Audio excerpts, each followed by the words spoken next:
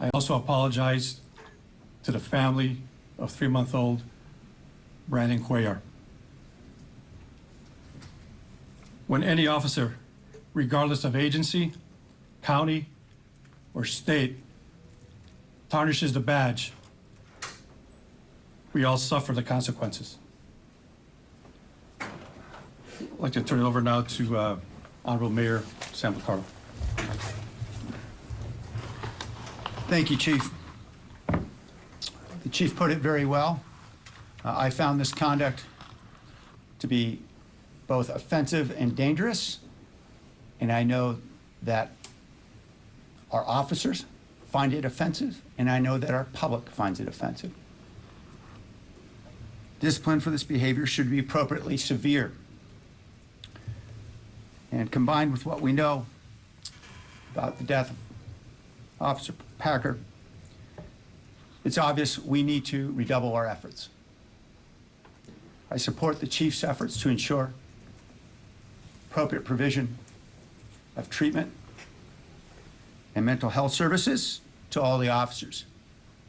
I will also be proposing to my colleagues that in our negotiations with our police union, the Police Officers Association, that we will include a requirement for random drug and alcohol testing for all of our officers. There's currently a provision in the contract which applies to several units in the department for random drug and alcohol testing. It's apparent that this needs to be made universal in the department. Doing so will enable the department to identify those officers who need help, need to get treatment, and critically, keep those officers off the street so they're not imposing greater dangers on the public and to their fellow officers.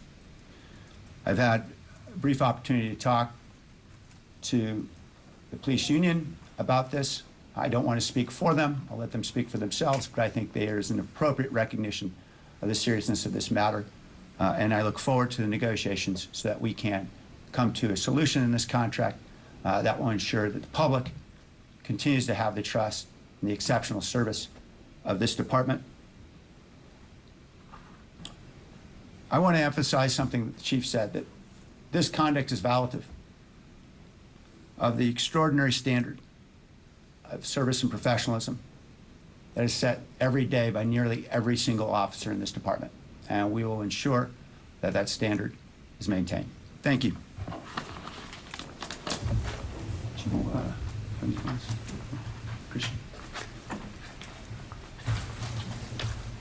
We'll open it up to some question and answers. Assistant Chief Paul Joseph will be able to take those questions. And Mayor will... Sure. Yeah, happy to. Okay.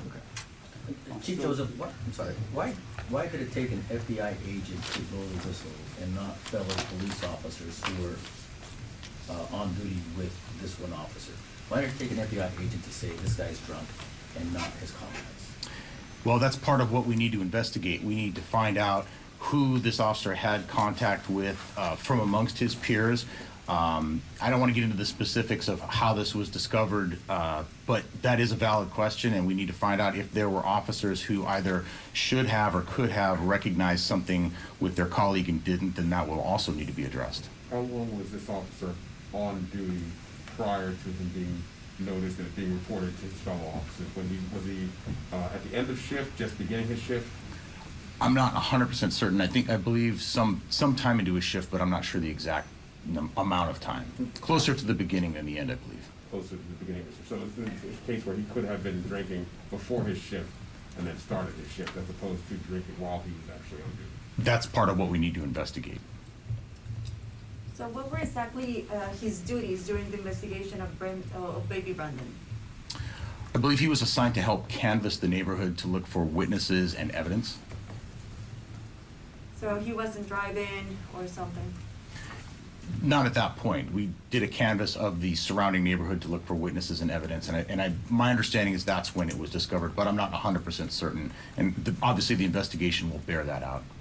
And how did his impairment impact his performance of his duties that day, if at all? Not certain. Again, we need to look into all those things and find that out. Do you fear, Chief, that there's maybe a systemic issue now in the department where the officers feel like they're operating with impunity and there are no consequences for their actions? Or do you think just a couple of isolated incidents that just happen to be a coincidence? Well, I definitely don't think that officers can act with impunity, and I don't think they can act without consequences. And I think if anything, you've seen today that the chief and this department is committed to accountability and transparency. And while we are empathetic to people that are struggling with different things such as substance abuse, and we offer many opportunities for the officers and employees to get help, if they choose not to seek that help and then they act in a way that is contrary to the policy or the law or the trust that the public puts in us, there will be consequences for that. Well, what do you think has been learned from these two incidents? Part of the remedy that's being called for is mental health and substance support. So are these two incidents indicative of broader problems in those two domains within the department? Well, I think that that's something that we need to look at, but I mean, we can't know until we've conducted our investigation. We do have these two examples here of individuals that had some sort of substance abuse, and we'll find out. We don't know. So in terms of Officer Packer, it's been a couple of months since his death. We got the official confirmation of the cause of death recently.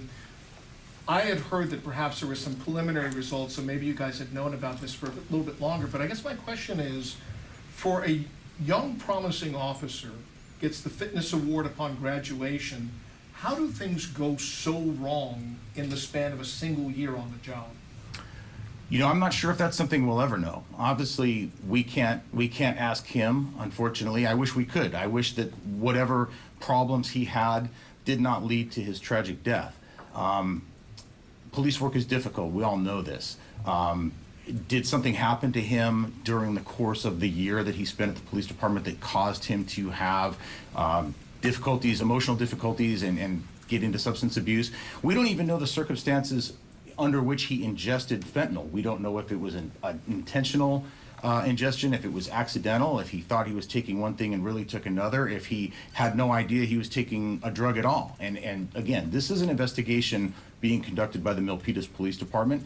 Officer Packer died at his home in Milpitas, and we await the results of that investigation. To the extent that you know or are beginning to learn the circumstances of what happened that night, are there other officers that are involved in this investigation, maybe have been placed on administrative leave until its conclusion? What can you talk to us about others that may be involved? Sure. So again, we're not conducting the full investigation into his death. We have not received any information that any other officer is involved. No other officer currently is on leave or has been disciplined or has had an investigation started as a result of Officer Packer's death. But of course, we await the results of what Milpitas PD finds Just out. one quick follow-up, if I may.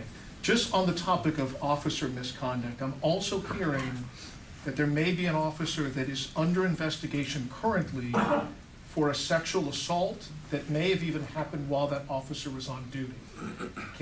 What can you tell me about that? There has been an allegation of an officer involved in inappropriate sexual conduct while on duty. That officer was immediately placed on administrative leave. There is an investigation into that. We will coordinate with the district attorney's office, and any criminal charges that are appropriate will absolutely be sought, and any disciplinary actions will be taken. Yes, sir. This officer who was under the influence while he was on duty, had not a broadcast report been put out last night, when would the department have come forward and let the public know that this happened?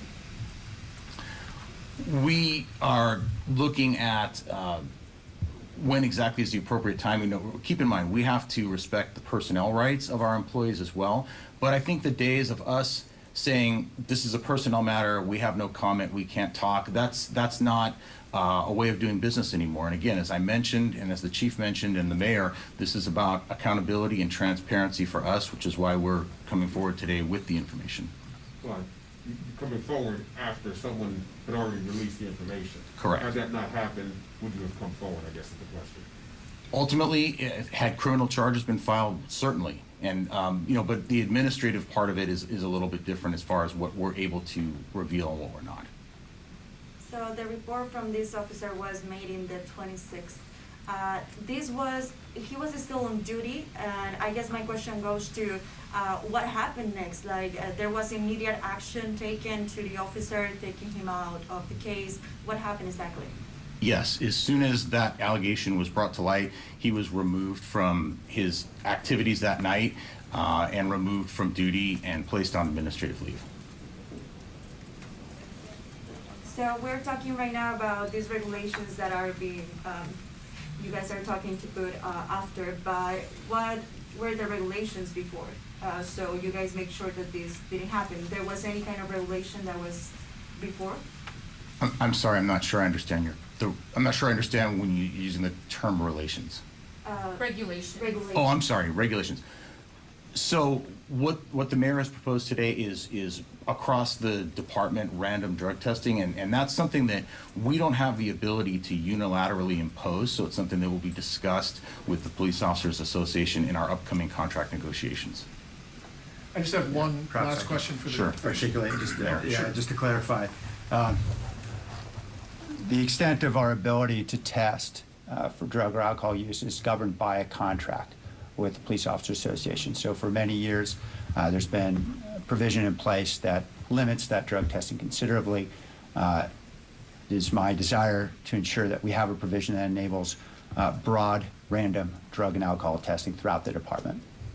Chief, I'm sorry, Mayor, you speak with anger and frustration today. Absolutely. I never want to be talking about this kind of misconduct, this kind of criminal conduct about relating to any officer in this department. We've got plenty of challenges in the city, and we need to do everything we can to ensure that we're addressing the very serious problems that our residents are encountering every day. We don't need to create any more. So it's my intention to ensure this never happens again. Just one final question for the chief from me. Chief, we're talking today about one officer who overdosed, another officer who was essentially drunk at a very high-profile kidnapping case, and a third officer accused of sexual assault. The success or failure of your time in leadership, will it be based on your ability to root out these bad actors? Okay. So first of all, he's not being accused of sexual assault. He is being accused of sexual misconduct, and I can't provide any more detail than that at this time.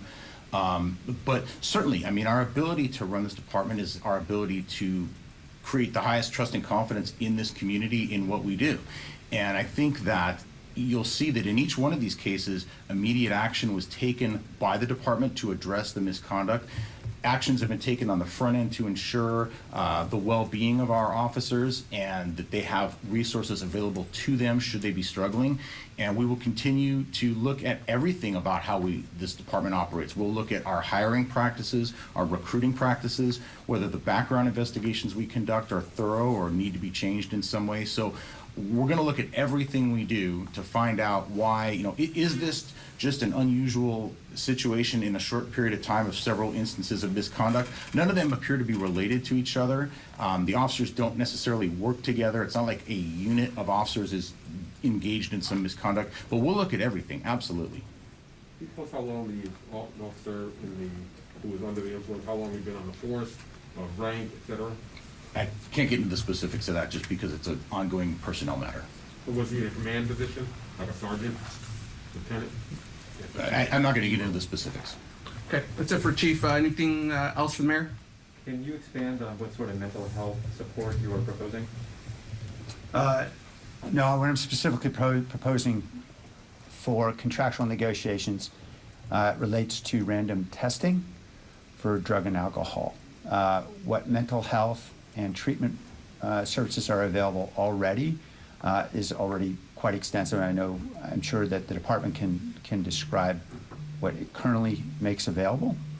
And obviously, as city employees, all of our officers have access to insurance, which enables them to be able to get whatever help they need. So the line in the press release about expanded access to mental health and substance abuse for officers, we should disregard that? I don't know what exactly the department may or not be proposing. What I'm specifically proposing relates to testing. Ask that So- question again, I'm sorry. So there's a line in the press release, the mayor and chief also propose more access and resources for mental health and substance abuse for officers. What, I can Go respond ahead, to Chief. that. So just let me talk about some of the things that we already have in place. First of all, we have a crisis management unit. We're fortunate with the size of our department that we have a unit like that many smaller departments don't have, and it allows any employee to go and seek connection to different services, things that might be helpful to them. In addition to the crisis management unit, we have a robust peer support unit where officers maybe don't feel comfortable going to a clinician but would want to speak to a peer who's received some training and the ability to help them get through a crisis. We also have, as the mayor mentioned, through our insurance, the ability to use our employee assistance program. In addition to that, we are going to be bringing in a substance abuse counselor to speak to our briefings to give officers additional information about not only the dangers to themselves, but things that they could recognize, in others maybe to head some of these things off before they become misconduct issues. okay, so those last couple of measures are proposals or? They are happening. Those things are happening. But as far as additional mental health support, would that be covered in these 3 units that you spoke of? Support, employee assistance, and substance abuse? We're always looking to improve how we can deliver those services. And another thing we're doing is we're working on getting an app that will be downloaded onto each officer's city cell phone, which will be sort of a one-stop shop for all employee assistance programs. So in other words, instead of them having to try to figure out where to go to get help, there will be no confusion. They can go on this app, and whatever issue they're trying to address, whatever assistance they're trying to seek, they can find it more easily through the app. So that's another additional measure that we're taking.